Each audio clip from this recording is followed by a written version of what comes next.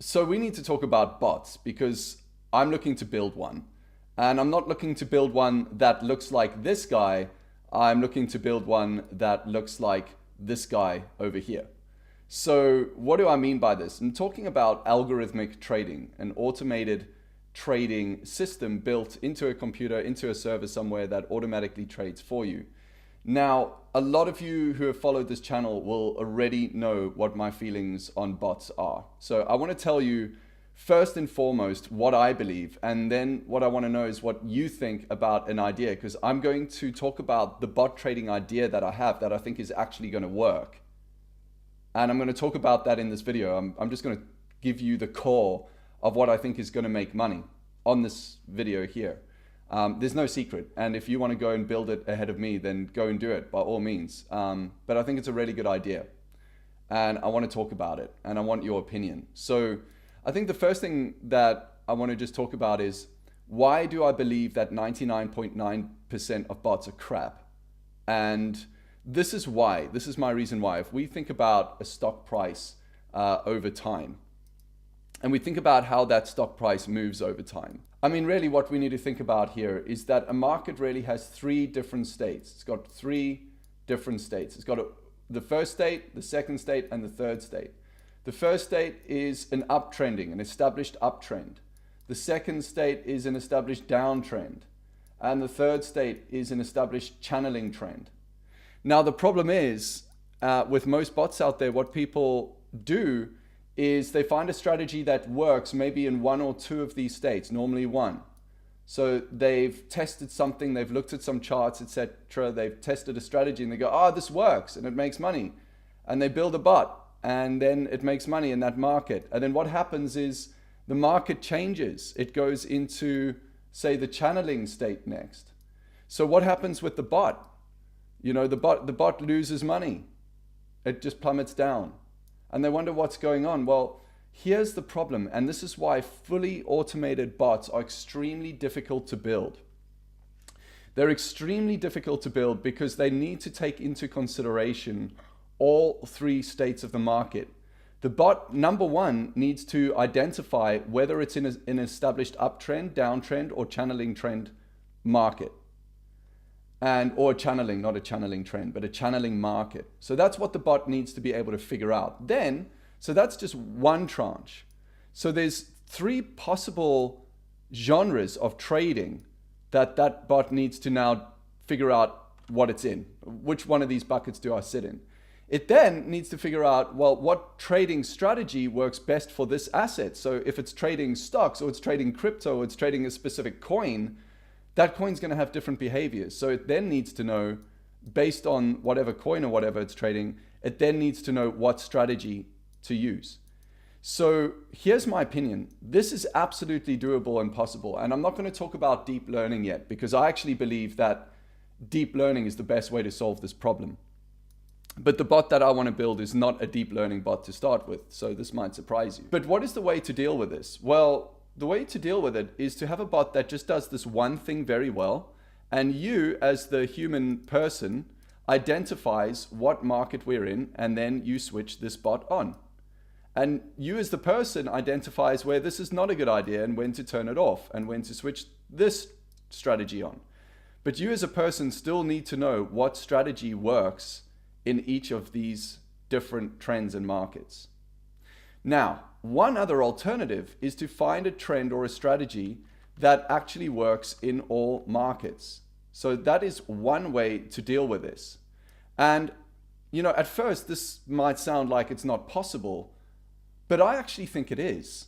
And I think part of what I've learned with working with traders and doing some trading myself, etc., part of what I've learned is that we way overcomplicate everything. I mean, you only need to look at charts with diplodocuses drawn on them to realize that we just have this insatiable hunger to see patterns and we overcomplicate everything. So the real question is, are there strategies out there where there's just one simple mechanism that will work in each type of market? And so this is the quest that I went on to find. And I believe I have found something quite interesting. And also, interestingly enough, it's not in trading crypto. It's in trading gold. And I'm going to talk about it in a second, and I'm actually going to take you through it. So I want to give you the secret sauce right up front because I want your opinion. I want to know what you think. So it's actually in trading gold. So when I look at this and I'm thinking, okay, so I want to build this bot. I don't want to do deep learning at this point, frankly, because I'm just not skilled enough yet. Like I'm just not skilled enough to build that, and I'm still going through a lot of learning myself. I'm always learning. I'm always going through courses, etc. Always building stuff, always improving my skill. But I don't want to go and build a bot where we're going to be dealing with people's money and my own money when I'm not super skilled in that area. So I'm still working in that area. So where is a nice simple algorithm where I can go and build something? And so I wanted to talk about this strategy over here that I found. This is a really, really interesting strategy. So I just want to take you through it real quick. So this is in gold, and it's looking at, the ticker symbol GDX for gold. And it says, here's the strategy. If GDX rises from the open to the close more than 0.1%, buy on the close and exit on the opening day. That's a really simple command to program. It's really simple. It's so simple, it's almost deceptively simple. If GDX rises from the open to the close more than 0.1% the day before, sell short on the opening and exit on the close. So you have to both sell your position from number one, but also short some more. So that's, again, something that can just be programmed in. Now, I'm not going to go too into depth into illustrating what this is talking about, but these are two very straightforward commands in algorithmic trading. There's no deep learning or machine learning or any model required here to actually program this into a computer that can just go and trade that. There's just nothing required. So it's literally some programming. You hook it up to whatever provider you want to use that hooks straight into a data feed, but also hooks straight into the exchange where you can execute, or the broker where you can execute if you're dealing with gold.